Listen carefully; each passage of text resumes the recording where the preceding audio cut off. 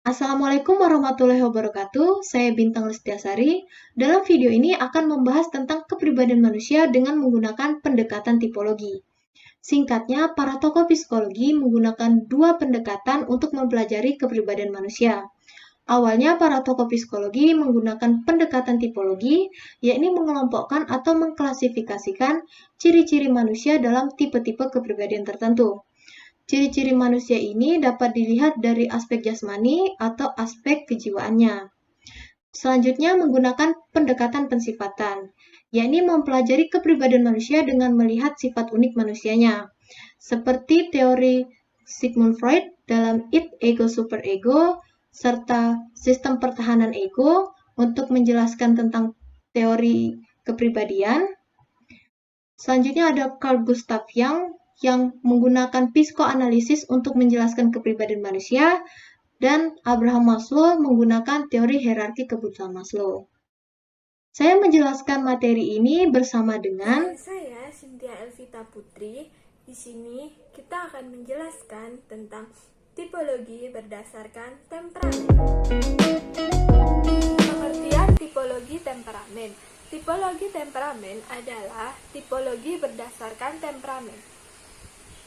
Temperamen adalah sifat kejiwaan manusia, mempengaruhi perilaku dan telah dibawa sejak lahir sehingga sulit untuk diubah.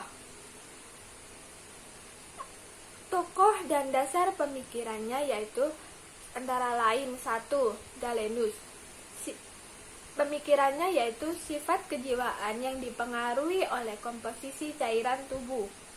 Yang kedua, Kretschmer. Dasar pemikirannya bagian dari kejiwaan yang berhubungan dengan jasmani dan peredaran darah. Yang ketiga, Konstam. Dengan dasar pemikiran bersifat rohani yang berhubungan dengan jasmania dan telah ada sejak lahir.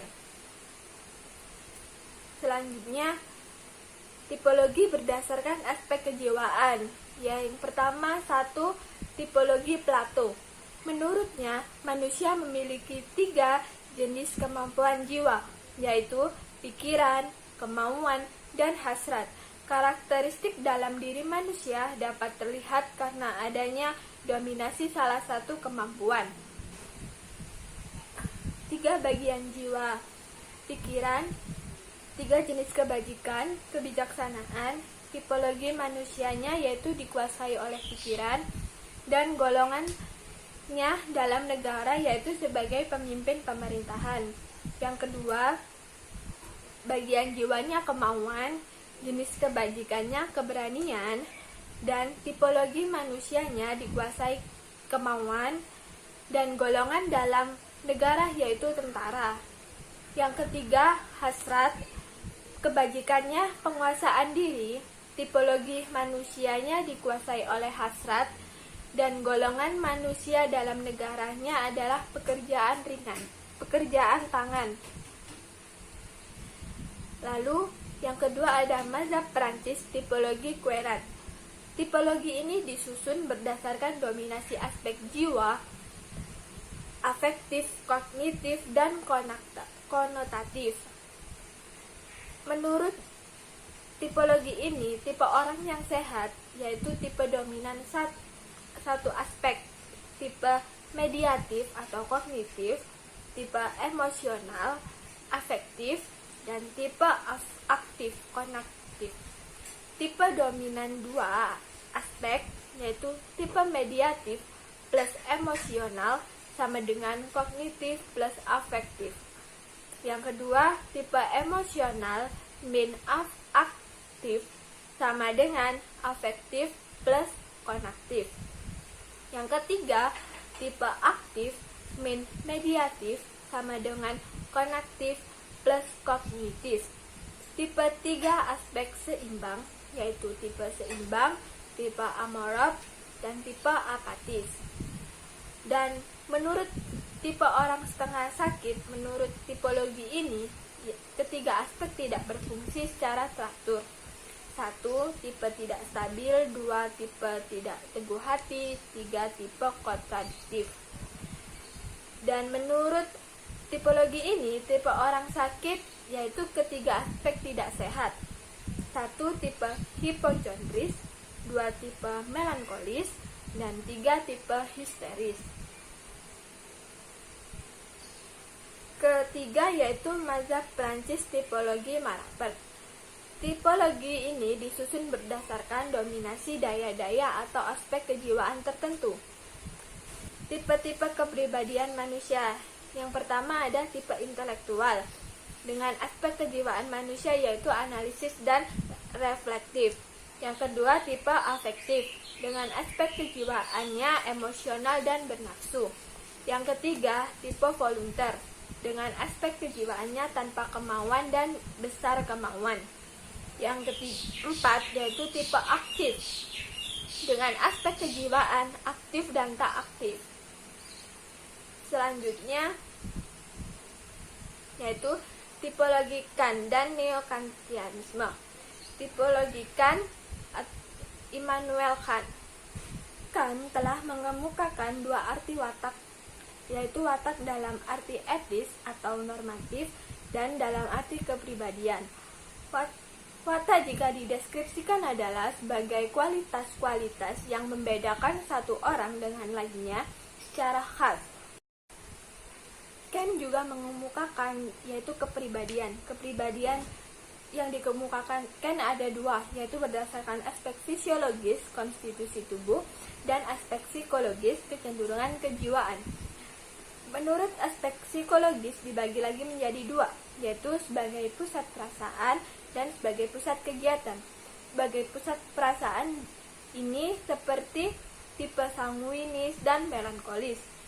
Yang sebagai pusat kegiatan yaitu tipe kloris dan phlegmatis. Selanjutnya yang sudah saya jelaskan sebelumnya yaitu tipe kepribadian sanguinis ini atau biasa disebut darah ringan, memiliki sifat periang, pemberani, optimis, penuh harapan, ramah, dan mudah bosan. Tipe melankolis atau yang biasa disebut darah berat ini memiliki sifat tidak mudah percaya, bimbang, pesimis, dan sangat berhati-hati. Yang ketiga yaitu tipe kloris atau darah panas. Ini memiliki sifat mudah tersinggung, cepat marah, egois, dan tidak sabar. Yang keempat yaitu tipe phlegmatis atau biasa disebut darah dingin. Mereka mempunyai sifat tenang, tidak peka, rajin, sabar, dan tidak cepat marah. Selanjutnya yaitu neokantianisme atau tipologi Ensehalt. Menurut Ensehalt, kepribadian manusia tampak dari perilakunya, dan perilaku tersebut atas dasar kemauannya, dan kemauan tersebut disebut dengan temperamen. Temperamen seperti melankolis, kepekaan afektifnya mendalam, kejadian afektifnya tetap, kekuatan afektifnya kuat, kekuatan penggeraknya kuat, lemah. Ciri-ciri manusianya giat, penuh harapan, pemurung. Yang kedua yaitu kloris. Kepekaan afektifnya tak mendalam, kegiatan afektifnya berubah, kekuatan afektifnya kuat, kekuatan penggeraknya kuat, lemah. Ciri-ciri manusianya mudah tersinggung dan ada kemauan. Yang ketiga dengan temperamen pragmatis. Kepekaan afektifnya mendalam, kejadian afektifnya tetap, kekuatan afektifnya lemah, kekuatan penggeraknya kuat lemah. Ciri-ciri manusianya apatis, tidak peka, dan pemikir. Selanjutnya akan dijelaskan oleh teman saya, Bintang Lestiasari. Selanjutnya tipologi dari Ernest Meumann. Meumann menyatakan bahwa kepribadian manusia berasal dari watak, dan watak merupakan disposisi dari kemauan yang dapat dilihat dari perbuatan atau perilaku seseorang. Oleh karena itu, pembahasan tentang kepribadian, Meumann memfokuskannya kepada kemauan. Menurut Meumann, terdapat 3 komponen dalam kemauan, yaitu dasar kejasmanian, yang bersifat fisiologis dan bergantung terhadap sistem saraf, di mana dasar kejasmanian ini ditentukan oleh intensitas kemauan dan lama atau tidaknya seseorang melakukan kemauan. Kemudian ada aspek afektif atau perasaan yang merupakan bagian dari temperamen.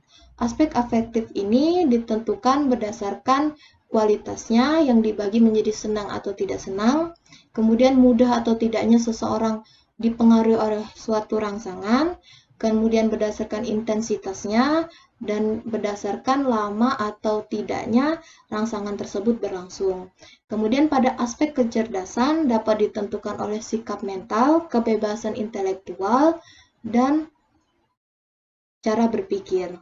Kemudian berdasarkan faktor tersebut, tipe kepribadian manusia terbagi menjadi 4, yaitu ada koleris, di mana kualitas afektifnya tidak senang, mudah terpengaruh, intensitasnya besar, dan ekspresi yang dimunculkan aktif giat.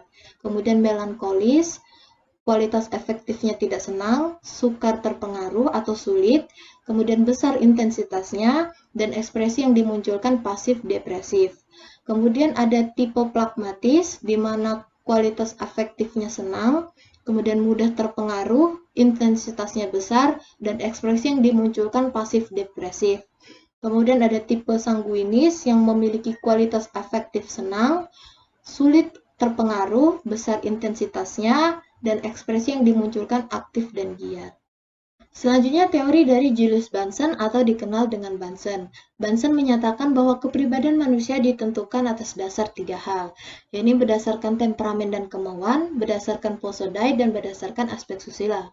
Berdasarkan aspek susila berarti berdasarkan keyakinan terhadap baik atau buruknya sesuatu hal, berdasarkan posodai, yaitu berdasarkan kuat atau lemahnya seseorang menghadapi suatu kesulitan, sedangkan berdasarkan temperamen dan kemauan, Bunsen menyatakan bahwa temperamen dipengaruhi oleh 4 faktor, yakni spontanitas, yaitu seberapa kuat atau seberapa lemah seseorang mengambil tindakan atas dasar kemauannya sendiri. Reseptivitas adalah cepat atau lambat kesan tersebut diterima oleh seseorang. Kemudian impersonabilitas, yakni mendalam atau tidak mendalam, sesuatu hal mempengaruhi jiwanya. Kemudian reaktivitas, yakni lama atau singkat, kesan tersebut mempengaruhi dirinya. Dari 4 faktor ini, Bunsen menemukan 16 macam tipe kepribadian manusia. Tapi ada 4 tipe kepribadian yang utama, yaitu ada koleris, di mana spontanitasnya kuat dan reseptivitasnya cepat, kemudian sanguinis, impersonabilitasnya tidak mendalam dan reaktivitasnya singkat, kemudian phlegmatis, reseptivitasnya lambat dan reaktivitasnya singkat, kemudian anamatis, spontanitasnya lemah dan impersonabilitasnya mendalam.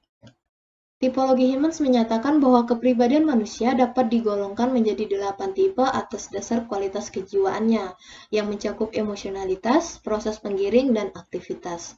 Berdasarkan 3 hal tersebut, Hemmings membagi 8 tipe kepribadian manusia, yaitu ada tipe orang hebat yang memiliki sifat emosional, proses pengiring kuat, aktivitasnya aktif. Kemudian tipe orang sentimental yang memiliki sifat emosional, proses pengiringnya kuat, dan aktivitasnya pasif.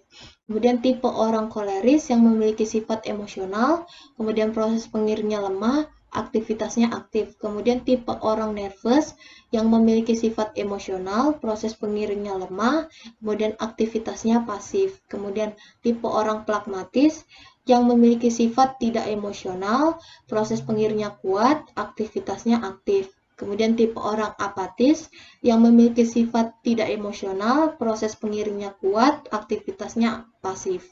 Kemudian sanguinis yang memiliki sifat tidak emosional, kemudian proses pengiringnya lemah, kemudian aktivitasnya aktif. Kemudian tipe orang amorf yang memiliki sifat tidak emosional, proses pengiringnya lemah, aktivitasnya pasif. Yang terakhir adalah tipologi dari G. Ewald. Ewald adalah salah satu tokoh tipologi temperamen yang membedakan antara temperamen dengan watak atau karakter. Ewald menyatakan bahwa kepribadian manusia terdiri atas temperamen dan watak atau karakter. Temperamen menurut Ewald adalah konstitusi fisikis yang berhubungan dengan konstitusi jasmani. Temperamen ini telah ada sejak lahir dan akan terus dibawa hingga seumur hidup. Kemudian watak menurut Ewald adalah totalitas dari keadaan dan cara jiwa menghadapi suatu stimulus. Watak terbagi menjadi dua, yaitu watak yang dibawa sejak lahir dan watak yang dipengaruhi oleh lingkungan, pendidikan, dan pengalaman. Dari dua komponen ini, penyusunan tipologi kemudian tersusun atas 3 stadium atau 3 stadia yang berdasar atas penerima rangsangan, penyimpan dan pengelola, serta reaksi. Stadium-stadium itu adalah stadium pertama yaitu Inward Etrupt-Vahinkate atau ED, yang berarti peka terhadap rangsangan. Kemudian stadium kedua ada Retention Vahinkate dan Intrapsychic atau IA, di mana intensitas pengalaman mempengaruhi tingkah laku yang disebut dengan R, dan kepekaan jiwa mengelola kesan yang disebut dengan IA. Kemudian stadium ketiga ada Leeds-Vahinkate atau L, adalah kemampuan manusia untuk bertindak sesuai dengan apa yang telah dipertimbangkan. Demikian penjelasan dari kami tentang tipologi temperamen. Terima kasih yang sudah mendengarkan dan wassalamualaikum warahmatullahi wabarakatuh.